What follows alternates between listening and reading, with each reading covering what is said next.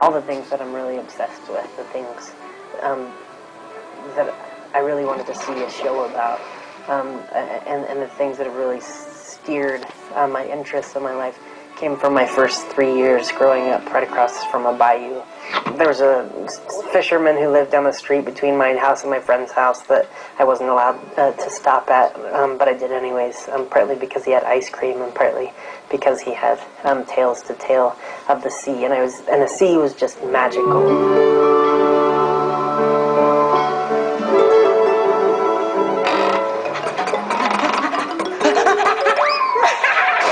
Then my family moved when I was 13 to Utah, and it was hard on me. I didn't like Utah. It was cold. It was snowy. I made a goal.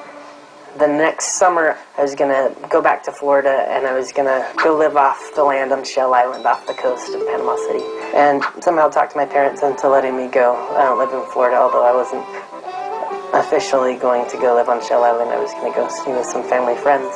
I found a boat in the woods. I made a paddle. Struck off in the middle of the night, paddle broke, got stranded out in the middle of this channel. I wanted to see Kitty Island. Scared to death that sharks were going to eat my hands off if I paddled back. Tried a bunch of different ways, eventually paddled the surfboard across the channel. Everything in my backpack got soaked and ruined. I starved for 3 days straight. I starved, I couldn't sleep, I had blisters all over, and I felt like I'd failed as an adventurer, and it sounds so silly, but that's what was important to me. That's what I thought. That's my future as an adventurer. You'll never be an adventurer. Be an adventurer.